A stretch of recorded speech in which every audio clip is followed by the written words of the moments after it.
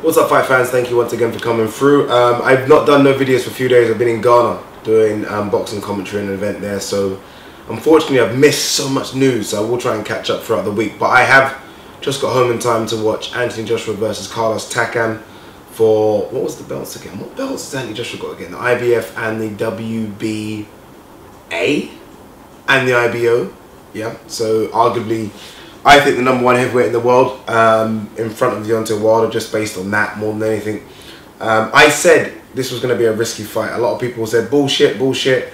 You don't know anything about boxing. This won't go more than 4 rounds, 5 rounds. I will reply to every single one of you individually and tell you guys to shut that up, because I was right. It was a risky-ish fight anyway, at least. And Joshua got his nose broken in the 2nd round, and that caused him problems. Again, things that he's not seen before. I've always said Anthony Joshua's a novice, and I always mean that. People think I don't mean it. I do mean it. He's only had 19 fights. This was his 20th fight. There's things that he's going to learn. There's things that he's going to have to get through in fights, in terms of adversity, in terms of problems that he's going to have to solve himself. And I felt like he struggled today. I think it wasn't the best performance. Takam was game. Takam was experienced. Takam's only 6'1", so I think Anthony Joshua's never fought someone that small in terms of height before. I think maybe he did early in his career. I think maybe his 5th or 6th fight. But in terms of people that he's been fighting recently, when you think of the likes of Vladimir Klitschko, Charles Martin, Molina, Dominic Brazil, even Dylan White to an extent, all 6'3", 6'4" and above. So I think Takam's kind of, if you like, small but almost built kind of posture caused him problems. He tried to go to the body. I don't know why. Takam went to the body as well. Let me be very honest and straight. I've got to say it clear. If Takam didn't get cut in both eyes, and Joshua, he wouldn't have lost. Don't get me wrong, but I don't think that fight would have been as comfortable in stages as it was. I think that the right eye obviously was a big cut, and the left eye got cut a few rounds later, and that caused Takam problems. But Takam was game.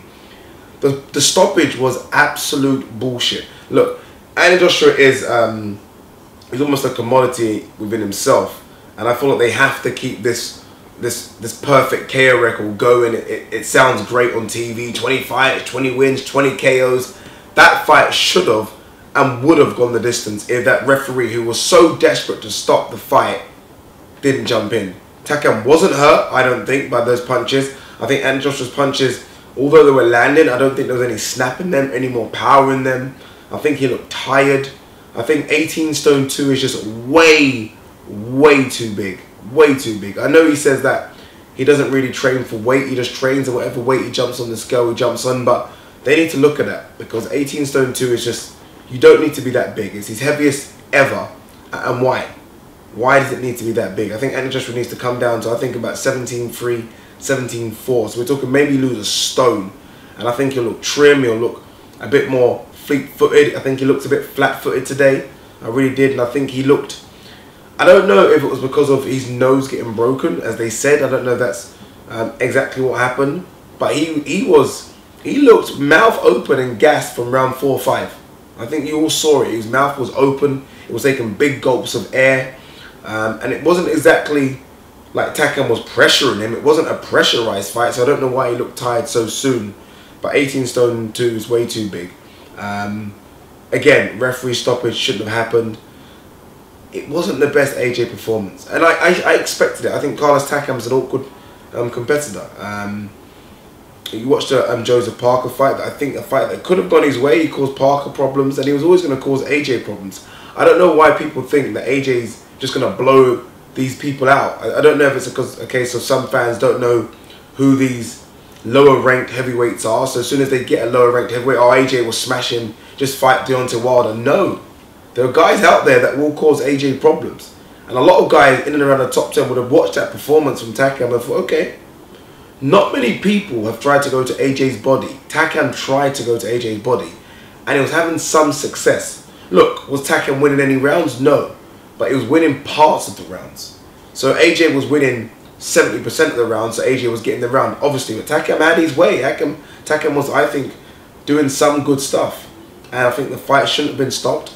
And I think if it wasn't for the 2 big cuts on both eyes, it could have been interesting. I honestly say it could have been interesting. And like I said, I done a video 2 weeks ago, and I said AJ versus Takam is risky, and I think we saw why it was risky. But nonetheless, AJ does win. He goes on to 20-0, and it's a case of what's next for him. Obviously, everyone wants the big Deontay Wilder fight in the summer. I'm not sure. They don't agree on money, it seems, and Eddie Hearn wants Deontay Wilder to fight Dylan White, who won today, beat Robert Helenius. I didn't watch that fight, so I'll probably do a video after I watch it. But it's very interesting with AJ. Obviously, he's the biggest draw in boxing now, and I guess you've got to be careful still. For me, you still have to be careful with him. I think it's very good news that Luis Ortiz did fucking fail a drug test, because I think Luis Ortiz versus AJ, based on that performance I saw just now, a boxer versus AJ, a very smart boxer, should be able to work out and see what AJ is doing. Because I'm watching the fight, and I commentate on fights, so I watch tons and tons of fights, hundreds of them, and I can almost read what AJ is going to do next. I can see that it's going to be a big right hand. I can see he's going to go left to the body hook. And I thought a smart fighter like Luis Ortiz will see that and counter it all night. That's just my opinion. But nonetheless, let's give props to AJ. He did win. He is 20-0 right now, and he's still unbeaten. So, but again, big props to Carlos Takam. Yes, he was in camp, but he took this fight on 12 days' notice, and I think looked great. Didn't look gassed, didn't look fatigued. Landed a few good shots as well. Found adversity himself in terms of both eyes being cut, but still carried on and pushed through, and that's a good performance. And I think most people in the Principality Stadium were happy that it went that distance, and they got a good, decent, I guess, performance from both AJ and Carlos Takam. But leave your comments below. Peace.